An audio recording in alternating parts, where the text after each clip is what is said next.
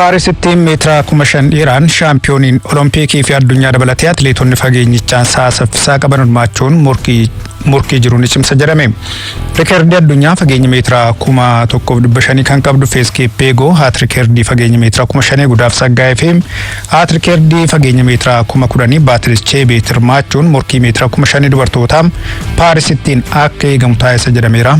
Misbaa'uddin Shifaa.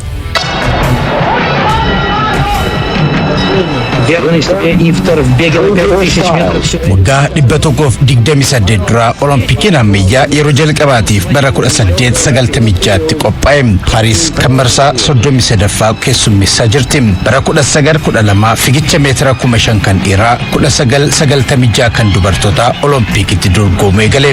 Olimpikiin meedaaliyaa jalqabaa meetira 5,000 dhiiraan lammiin Fiinlaand Haanes argate.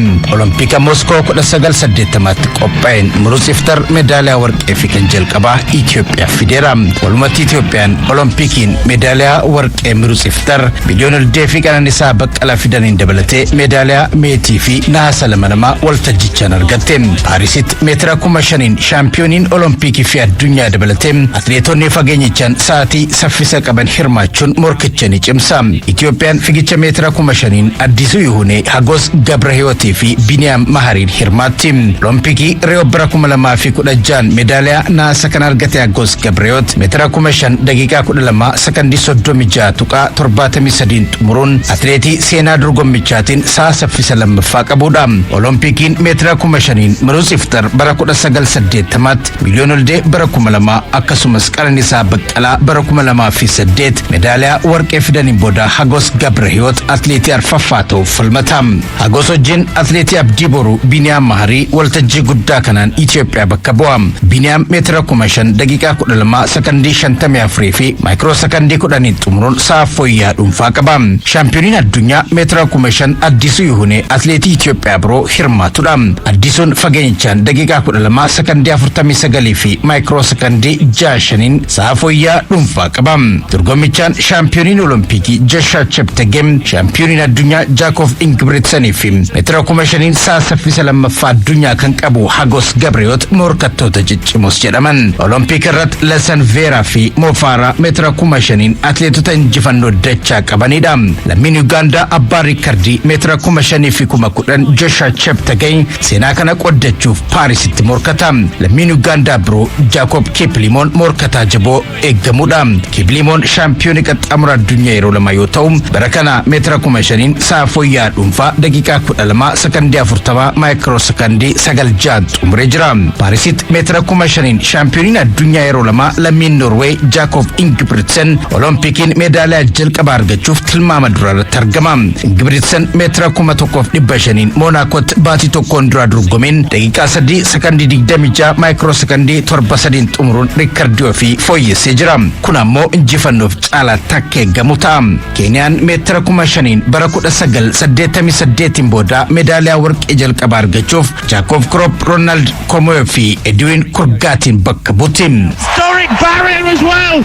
The clock is ticking. 55, 56. It's going to be oh so close. I think she's just going to miss 14, but she smashes.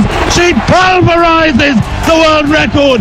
Meetira 5,000 kan dubartootaa Olimpikiin 1996 eegaluun dorgomuu eegale. Itoophiyaan Olimpikii sirni bara 2000tti qophaa'een atileet Geexee Waamiidhaan meedaaliyaa jalqabaa argatte. Atileetonni Itoophiyaa Xurunesh Dibaabaa fi Masarat Daffaar meedaaliyaa warqee 3 fidaniin dabalatee Itoophiyaan walumatti waltajjichaan meetira 5,000 meedaaliyaa 9 Olimpikirraa fudhachuun seenaa jabaa qabdi. Paarisitti meetira 5,000 dubaraan shaampiyoononni waltajjiiwwan addunyaa garaagaraa 4 atileetonni seenaadhaan fageenyichaan sa'a saffisa qaban 3 dabalateen Feeskeeppeegoo injifannoof morkii jabaa ni taasisuun eeggamu. Itoophiyaan meetira 5,000 dubaraan shaampiyoonii addunyaa gudaaf tsaggaa'ee wajjin Madiinaa Isaa fi Ijjigaayyoo Taayyeen hirmaatti. Haati riikardii meetira 1,500 Feeskeeppeegoo, haati riikardii meetira 5,000 gudaaf tsaggaa'ee fi haati riikardii meetira 10,000 Baatiris Cheebeet hirmaachuun morkii meetira 5,000 dubartootaan Paarisitti akka eeggamu taasisa. Dabalataan dhalattuun Itoophiyaa Neezerlaandisiif kan fiigdu Sifanaasan Tookiyootti meetira 5,000 meedaaliyaan faayamtee jirti. Fageenyichaan morkattuu cimtuus jedhamte. Olompikii Paaris bara 2024 morkii meetira 10,000 shaampiyoonii dorgommichaa Salamoon Baaraggaa fi abbaa rikeerdii addunyaa Jooshuwaa Cheptegaay yoo eegamu sa'aatii saffisaa kan qabu yoomiif qajeelchaas ni eegama.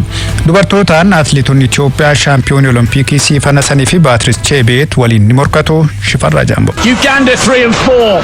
What a race. What a finish.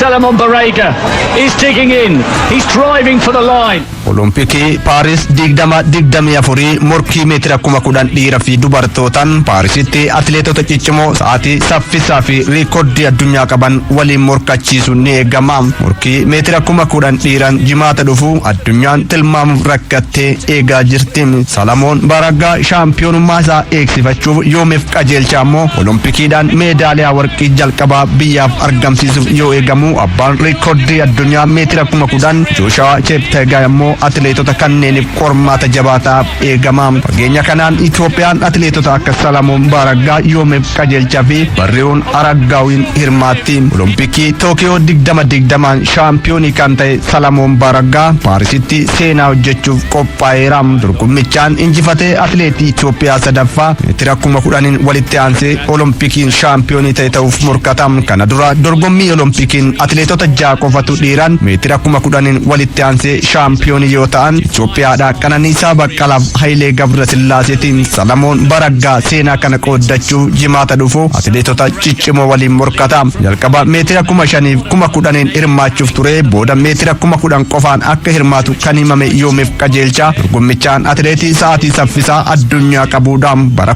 2020 Tookiyootti sadarkaa 8ffaan kan xumure yoomiif qajeelcha. Waggoota 8 booda biyyaaf meedaaliyaa warqii argamsiisuuf morkata. Bara 2016 shaampiyoonaa mana keessaa addunyaan warqii erga argate dorgommiilee garagaraan hirmaatuuf meedaaliyaa warqiin wal arguu hin dandeenye. Atileet Barriiwwan Araggaawii atileetii biraa Itoophiyaan meetira 10,000 eegduudha. Fageenya kanaan atileetota ciccimoo hirmaatan keessaa abbaan riikoordii addunyaa meetira 10,000 atileetiin lammii Yuugaandaa Jooshuwaa Cheptegaay halluu Tookiyootti Salamoon Baaraggaan injifatame bahuuf morkata. Jooshuwaa Cheptegaay Tookiyootti sadarkaa lammaffaa bahee ture. Ta'us meetira 10,000 riikoordii addunyaa atileetii qabuudha. Atileetiin Ameerikaa Giraant Fiishar Tookiyootti sadarkaa 5ffaadhaan xumure Paarisitti ammoo morkataa jabaataaf eegama.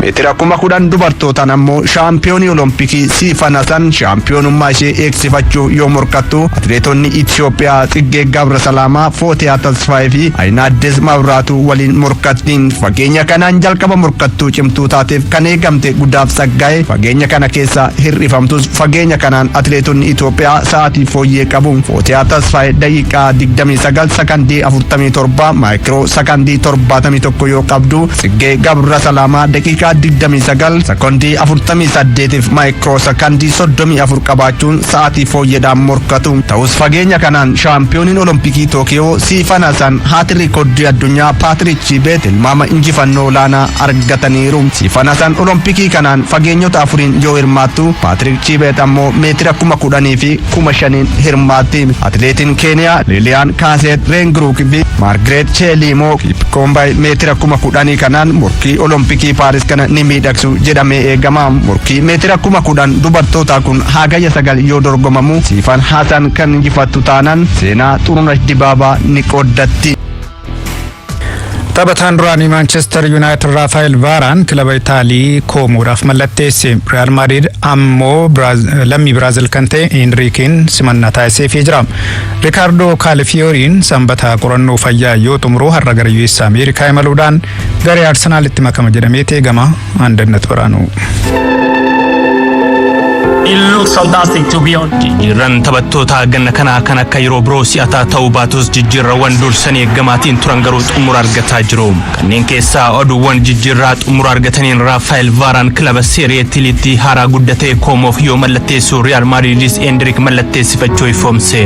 Waancaa Champions League kilaboota Awurooppaa 4 fi La Liga Spain 3 Real Madrid waliin kan argate akkasumas bara 2018 garee biyyaalessa France waliin shaampiyoonii addunyaa kan ta'e Rafael Varaan waliigalteen Manchester United waliin qabu xumuramuusaan gara Itilii maluudhaan koomoof mallatteesse.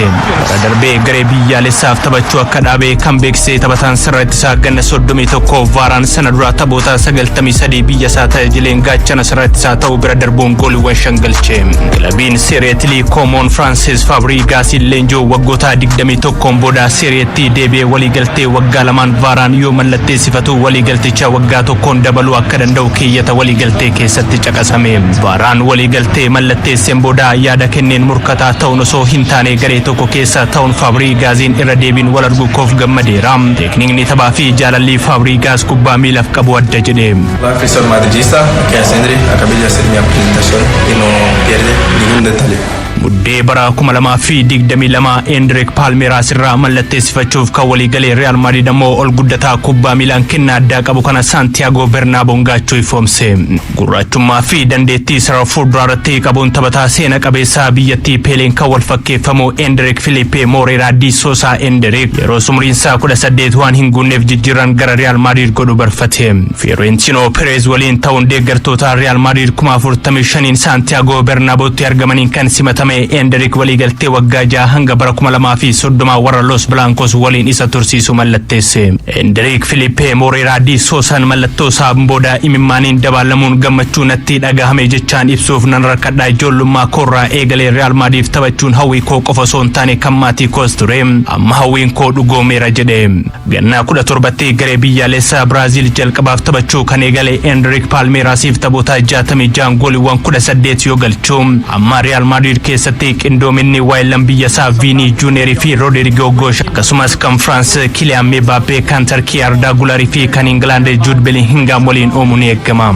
Bara dorgommii darbee Premier League England ga'umsa dinqiin eegalee jidduun ga'umsa sanaan itti fufuuf kan itti ulfaate gareen Ange Postecoglou leenjoo Tottenham Hotspur bara dorgommii dhufuufis imala fooyyee abdatee milkeessuuf Yang Min Hayook dabalate. Taphataan sarara fuulduraa lammiin Kooriyaa kibbaa ganna 18 Yang Min waliigaltee waggaa 6 Tottenhamiif yoo mallatteessu amajjii dhufu kilabichatti makama. Yang Min Kooriyaa kibbaaf garee umrii 17 gadiin yoo taphatu bara dorgommii darbee taphoota 25 kilaba biyyattii Gangwoniif taphateen gooliiwwan 8 galchuun gubbaawwan goolii taana 4 ammoo hiriyoof mijeesse.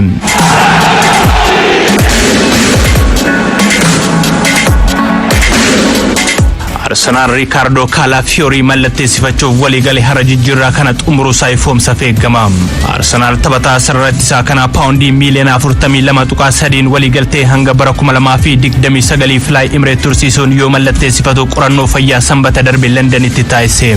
Lammiin Itilii ganna 22 Ricardo Calafioriin ga'umsa bara darbe Boolanyaa keessatti akkasumas ganna kana ammoo waancaa Awurooppaan Itilii waliin mul'iseen dinqisiifannaa olaanaa yoo argatu. Mikel Arteetaan gareen isaanii waancaa akka milkeeffatuuf Calafiori filatanii.